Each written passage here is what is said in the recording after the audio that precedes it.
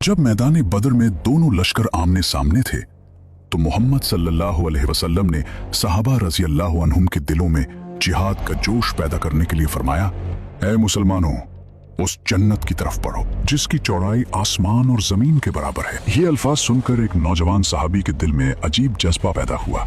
ये थे उमैर इब्न अल हुमाम अल अंसारी रज़ी अल्लाह अन्हु। या रसूलल्लाह, क्या जन्नत की चौड़ाई वाकई आसमान और जमीन के बराबर है?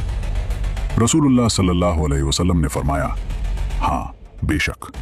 ये सुनकर हजरत उमैर रज़ी अल्लाह अन्हु बेख्तियार बोल उठे, वाह वाह या रसूलल्लाह। रसूलुल्लाह सल्लल्लाहु अलैहि वसल्लम फरमाने लगे, ऐ उमैर, तुमने वाह वाह क्यों कहा? उमैर ने कहा, या रसूलल्लाह, मैंने ये इस उम्मीद पर कहा है कि शायद मैं भी जन्नत में दाखिल हो जाऊं। रसूलुल्लाह सल्लल्लाहु अलैहि वसल्लम बोल उठे, ऐ उमैर, तुम बेशक जन्नती हो। ये खुशखबरी सुनकर हजरत उमैर रज़ी अल्लाह अन्हु के हाथ में खजूरें थी।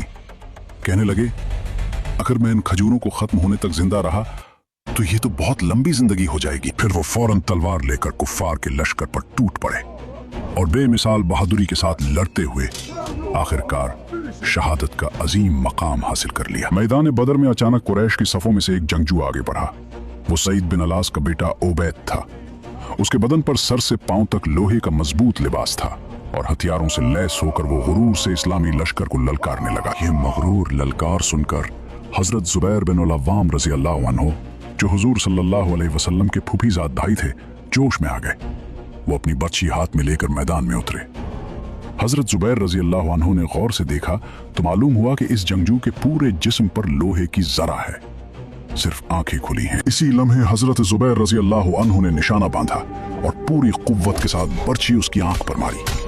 बर्छी आंख को चीरती हुई सर की हड्डी में पेवस्त हो गई और वो जमीन पर गिरकर हलाक हो गया। हजरत जुबैर रज़ी अल्लाह अन्हु ने उसकी लाश पर पांव रखकर बड़ी मुश्किल से बर्छी निकाली, मगर जोर की वजह से उसका सिरा मुड़ गया था। मैदान बदर में सफ़ें बंधी हुई थी।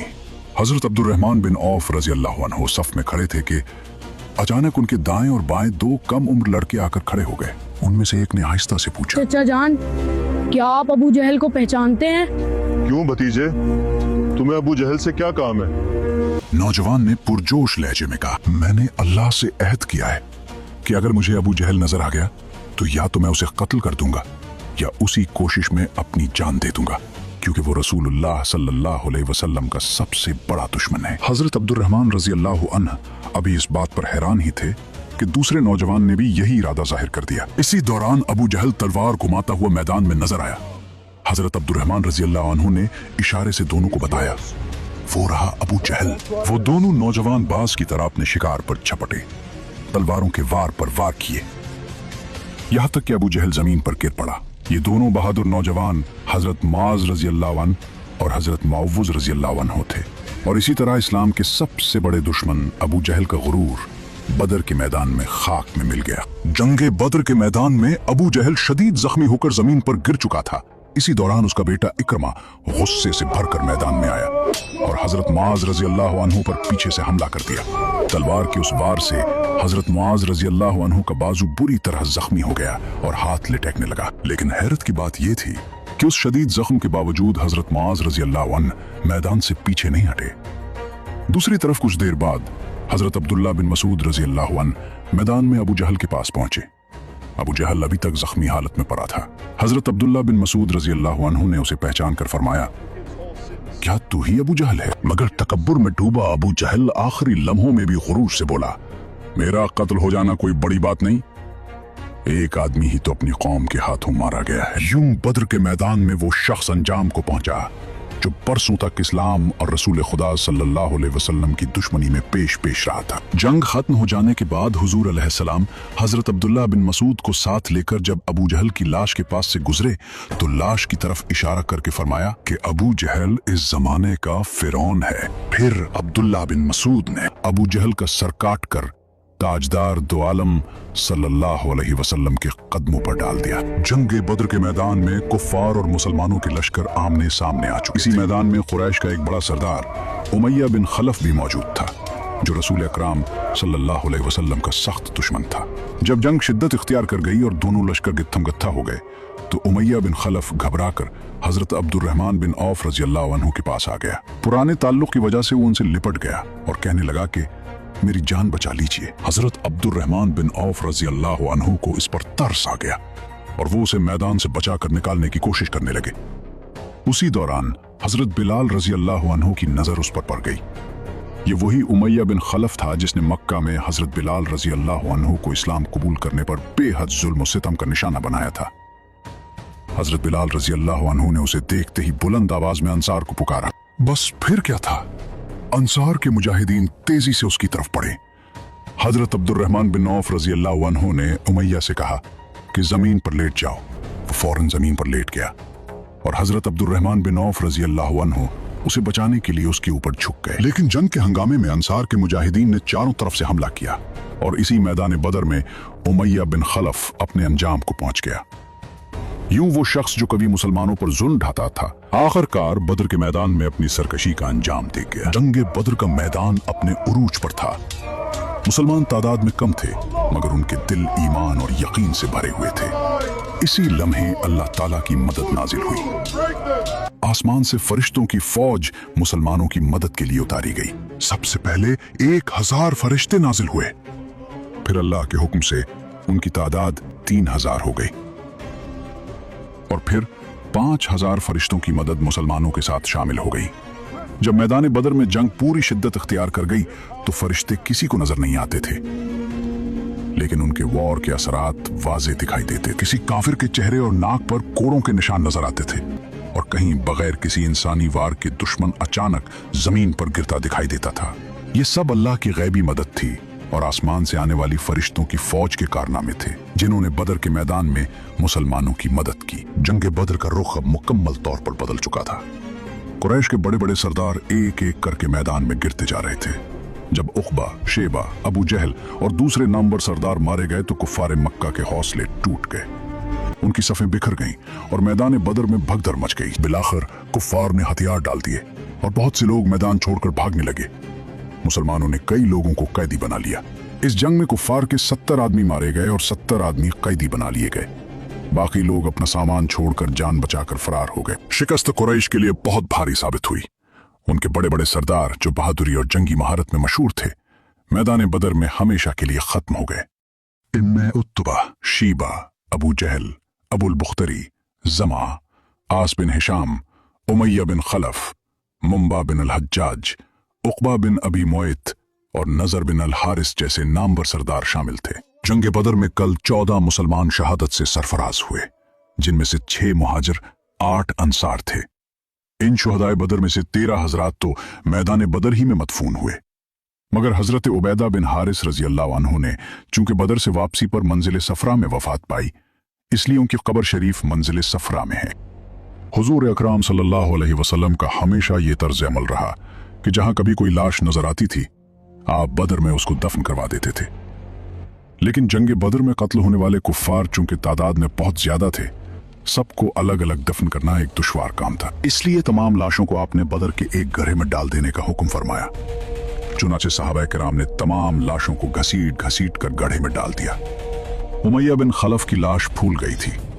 सहाबा किराम ने उसको घसीटना चाहा तो उसके आज़ा अलग अलग होने लगे, इसलिए उसकी लाश वहीं मिट्टी में दबा दी गई। जंग बदर खत्म हो चुकी थी। मैदान में कुफ्फार की लाशें पड़ी थीं और उन्हें बदर के एक गड्ढे में डाल दिया गया। उसी वक्त रसूल अकरम सल्लल्लाहु अलैहि वसल्लम उस गड्ढे के किनारे तशरीफ लाए और वहां खड़े होकर उन मकतूलीन को नाम लेकर पुकारने लगे। आप सल्लल्लाहु अलैहि वसल्लम ने फरमाया, ए उतबा बिन रबिया, ए शेबा बिन रबिया, ए अबू जहल, क्या तुमने अपने रब के वादे को सच्चा पाया? हमने तो अपने रब का वादा बिल्कुल सच्चा पाया है। यह मंजर देखकर हजरत उमर फारूक रजी अल्लाह अन्हु को बड़ा ताज्जुब हुआ। उन्होंने अर्ज किया, या रसूल अल्लाह सल्लल्लाहु अलैहि वसल्लम, क्या आप इन बेजान जिस्मों से गुफ्तगू फरमा रहे हैं? इस पर रसूल अकरम सल्लल्लाहु अलैहि वसल्लम ने इरशाद फरमाया, ए उमर, इस जात की कसम जिसके कब्ज़े कुदरत में मेरी जान है, तुम मेरी बात को उनसे ज्यादा नहीं सुन सकते।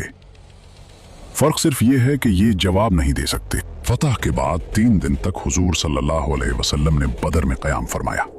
फिर तमाम अमवाले गनीमत और कुफ्फार कैदियों को साथ लेकर रवाना हुए।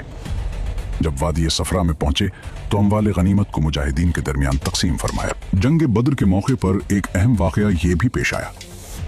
हजरत उस्मान गनी रजी अल्लाह अन्हु इस अजीम मार्के में शामिल न हो सके।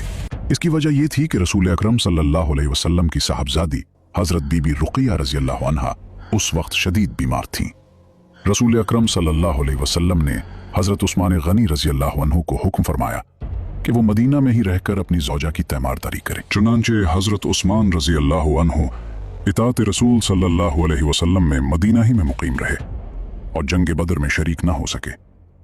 लेकिन जब मुसलमानों को बदर में अजीम फतह नसीब हुई और माल गनीमत तकसीम किया गया तो रसूल अकरम सल्लल्लाहु अलैहि वसल्लम ने हजरत उस्मान गनी रजी अल्लाह अन्हु को भी मुजाहिदीन बदर के बराबर हिस्सा अता फरमाया और उन्हें मुजाहिदीन बदर के बराबर अजर व सवाब की खुशखबरी भी सुनाई।